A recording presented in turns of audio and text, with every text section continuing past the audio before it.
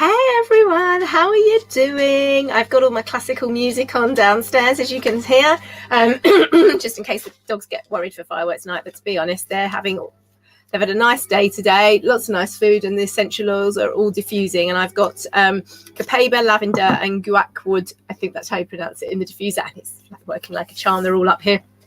Bandit's here because, you know, he always likes to join me on my lives. So your dog is what they eat. So it's all about food today. And I've been actually watching the Pet Nutrition Summit, which is really good, and catching up on that and learning a few extra bits as well. So it's just something I'm really, really passionate about. And the dogs have had a nice tea. They've had some minced beef, and then they've had some roast veggies. So I did a big portion of roast veggies, and then I took some out for myself, and then they've had the rest on their meal with some cabbage as a little garnish, and then a Kong stuffed with some other stuff in there as well. So they've all had a really good feed, and they're really, you know, all lying down there, absolutely beautiful and soothed. So I am Dr. Helene. I'm an A&E doctor and advocate for integrative wellness, as well as an animal aromatherapy specialist. And I love to use essential oils to support the health and well-being of myself and my pets, and helping educate people to do the same for their family, whether that's human or animal. So if you like what you're listening to, please hit the subscribe button or follow so I can carry on creating more content, and let me know in the comments what you want to know about. Would you like to get essential oils into your life or your pet's life? So why not book in for a free chat with me or come to one of my classes? And the next one I have for dogs is on the 21st of the month, and it's the Healthful Dog Challenge. Now, I ran this for the first time in August. I got brilliant feedback from it, and I thought I'd run it again in November. So it's a lot of extra work, but I absolutely love doing it. And it was just so nice to see the results with everyone's pet dogs. So I was going to say pets, but actually it's just dogs. I am going to run a cat one, but I'm still writing that one. So pop to the link going across the bottom of your screen, and or if you're listening to it, then don't. But if you're listening to it, then the link's already there. But Facebook doesn't like having links on things, so it's going across the bottom of your screen, and register for it and join. It's all free. So it's a good week, and we cover lots of different things, including nutrition. And on another note, you might have oils, but you don't know how to use them. So you can always arrange a little chat with me or a consultation, because I do that as well for humans as well. So drop me a message or a comment, and we can chat about what option is best for you. So nutrition. So obviously the saying is you are what you eat, and it is the same for dogs. Oh, excuse me, I've got something in my eye. And did you know kibble has only really been around since the 1950s, although it was first introduced in England in 1860 by a businessman called James Spratt. And he was seeing dogs fed leftover biscuits from a ship. So he formulated the first dog biscuit, which was made of wheat meals, vegetables, beetroot and beef blood. But the dogs still got left over, and, you know, basically fed a variety with bones and veg. But now what we're seeing now is very, very different. And, you know, a lot of it actually doesn't even have much meat in it. If you actually look at the ingredients, it's very poor. It's full of fillers and a lot of grain. And really, you know, we are seeing a massive rise in obesity and ill health, and it's no coincidence that it's actually risen in line with the success of kibble. You know, we've seen kibble sales go up and obesity and ill health go up.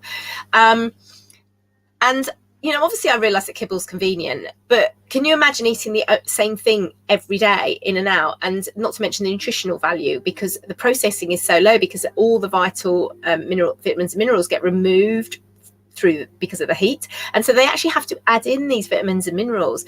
And I was listening to one of the speakers in the Pet Summit yesterday, and I can't remember her name, but she was saying she does a lot with behavior, and she was actually I think it was the other day actually with Connor Brady, and it was someone yesterday as well, but basically saying in studies they've actually seen a massive change in behavior for the better when a dog starts on a raw feeding, but just get them off the kibble and start adding in fresher food and different things, even if it's cooked and things like that. Now, I am vegan and I'm very passionate about a whole food, plant-based diet for humans and believing that is biologically appropriate for us. But obviously the same is not said for the dogs. I mean, if you just look at how their teeth are, they are designed to chew on meat and things like that. And something that does come up is, oh, how can you bear to handle it? And I've obviously been feeding dogs raw before I went vegan. The dogs have a separate shelf in the fridge. But, you know, there's lots of options. If you don't feel that you can handle it, there's loads of options. I mean, one of the minces I have just comes in a tub. It's super easy to spoon out. You know, you don't actually have to handle it. And there is lots of options like that. Or just even adding in some extras is going to be better, because even if you don't feel you can go the whole way, just add in extras. And that's, you know, like I said, my dog's got vegetables today. How easy was that? I just roasted some veg for myself. I didn't roast onions. I roasted the onions separately because I do like a roast onion. So didn't have onions because obviously that's not good for dogs. But just add in. And I think it's really important to say, especially with raw feeding, is that there's a lot of cheap raw about, but actually that's really the crap raw. It's the stuff that's just scooped up off the floor that's not even fit for human consumption, and there's very little nutritional value in my book. So, you know, the whole point of feeding a raw diet is to feed a healthy diet. And if you're feeding the really cheap meat, and it's the same for humans, if you're buying really cheap meat, you're not getting much nutrition out of it, because meat that's been raised, like chickens that have been raised in poultry sheds, workers who work in poultry sheds have to go in with a mask, you know, like one of those respirators on, because they can't, because of the ammonia that's in the air from the chickens, because they are peeing on the floor, they fall in it. And so your meat is infused with wee. So when you're tucking into your 4-pound bird from Tesco's, your meat is infused with wee. Okay. I don't think there's actually much nutritional value in that. Now, obviously I'm getting a bit on my soapbox, but, you know, buy something better and use everything from it. Okay. You can boil up the carcass to make soup and bone broth for your dogs. And I'm boiling up some lamb's broth as well. Lamb's bones at the moment for bone broth, and it's in my slow cooker, and then I will take all the meat off the bones and give that in the dogs as well. And it doesn't, you know, I'm a busy person, but it's in the slow cooker for 24 hours, and then tomorrow I'll watch something I want to watch on TV, or I listen to a podcast while I'm taking all the meat off the bones. It's as simple as that. It's super simple. And bone broth is such a great add-in, and it's so nutritious. Dogs love it. It's really good as well if they've been poorly, to start feeding them that, and leave out the rice. Rice isn't really good for them. It's I don't know why people suggest feeding chicken and rice when your dog's poorly, because it's actually not very good. Rice is not very good.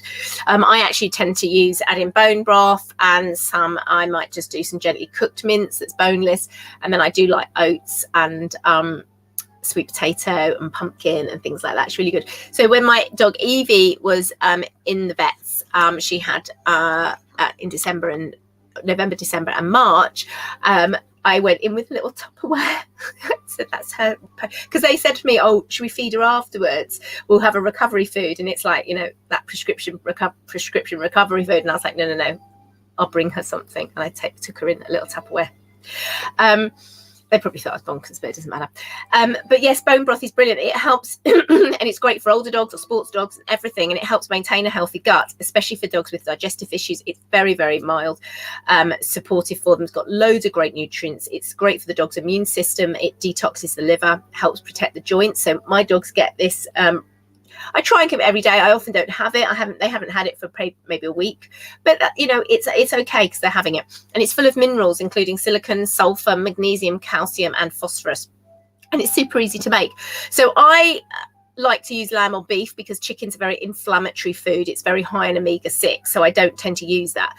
You want to go for the organic grass-fed bones because that's better, because obviously then you get into the problem with grains, and it's then just not as good for the cattle, because obviously they've been produced. It's better that they're grass fed, and then obviously it goes down the food chain to your dog.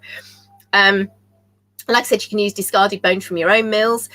So I fill my slow cooker up, and I make sure that the bones are completely covered, and maybe with an extra couple of inches in there. And I put 3 to 4 tablespoons of apple cider vinegar. So that's the one with the mother, because that makes sure your broth has got all those great gelatin in, that's got all the nutrients in it. Cook on low for 24 hours, strain it.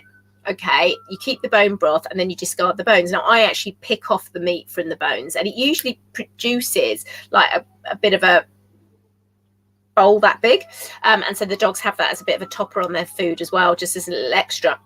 But you can also just actually dehydrate it, so you've got little treats as well. And then you can add in some extras like kale, broccoli. I like to add in chopped mushrooms as well, so really, really good. And so I tend to give my 10 kilogram dogs about a tablespoon of that, and then large dogs 2 tablespoons with their meal, but I just sort of, slop it in. But it's really, really great. There's so many toppers that you can add into the dog's food to mix it up if you are just feeding kibble or just as an extra. So as I said, I added in some root vegetables, but they have kale or broccoli. They absolutely love broccoli. I've actually lost broccoli before. Apple, banana. One of my dogs only likes cooked apple, so I tend to cook it for them. The other dogs all eat it raw. That's fine. And just playing around. Things they shouldn't have is raisins and grapes and onions. They can have garlic, but very small amounts. So like a clove of garlic, mashed up. Maybe you could add a couple of minced cloves into your bone broth as well, just as an extra. That would be really lovely. The book Forever Dog by Dr. Karen Becker is really worth reading, and Rodney Habib, really worth reading. It's got some great ideas for toppers in there as well. And I'm always, because my dogs are all fed raw. And other things I like to do is I like to get chunks of meat as well, not just mince. So I'll often go to my local farm shop, and they have they're discounted for quick sales. So I buy it, and then I'll cut those into chunks for them, and they really like it. And other things to add into the food. Make sure they're having a good omega-3 oil as well. So I actually use a doTERRA IQ Mega for my dogs because it's just so good. It's a really, I'm fully, what's the word I'm looking for? A fan of the purity of the oil. That's the problem, because a lot of oils, you want to stay away from farmed fish, because if it's just like they're intensively farmed, it's exactly the same as you're getting with the meat. So you want to stay away from the farmed fish, and just use wild. So I think there's like wild salmon oil is very good, or krill, but never farmed. Now plant-based omega-3 isn't as bioavailable for dogs, so I've really noticed the difference since I swapped over from using that. So I just stick with their omega-3 from marine sources, and that's the doTERRA IQ Mega. And you want to give them about 1,000 milligrams per 10 kilogram of body weight. And I also add in essential oils. So I have a variety of those, but they all get copaiba, they all get DDR prime, because they're just so good for the musculoskeletal system. So obviously I have got dogs that have got, either sports dogs or disabled dogs. But DDR prime and copaiba is also very good for cognitive function as well. So I've got dogs that are getting a bit older. I've got dogs that are anxious as well. So they're really supportive for the nervous system. And then I might add in turmeric essential oil as well for a couple, celery seed, which is good for the urinary system to support that. There's so many different things. And then a couple of my dogs have frankincense as well, because it's very good to support the nervous system, and it's very good to support the musculoskeletal system. So just think about a bit of variety. And if you are feeding kibble, I don't mean to sort of shame you or anything like that. Just try and get the best kibble that you can afford, and just add in some extra things to it to make it more exciting for them, so that meal times become a bit of a treat, and you can have a lot of fun with it as well. So my dogs, I always they either have platters or a Kong in it, and it stops them wolfing it down, but it also just makes meal times a little bit more interesting for them, because you imagine eating the same food every day, it would get really, really boring. And it's really good, like tonight they've had a really good meal, and it's taken ages for them to eat, and then they all took their Kongs to the beds, and they were just having a good, and it was the same last night. It was just, it's a really good way, and you can use it, and you can also divide, if you're doing a lot of training, you can divide those meals up into smaller things to train some specific things, but that's a whole other story. So I hope that helps. Do register for the Healthful Dog Challenge. As I said, it starts on the 21st. I look forward to seeing you there. Have a beautiful night. I hope the fireworks are okay for your beautiful doggies. Stay safe, everyone. Stay well. Bye.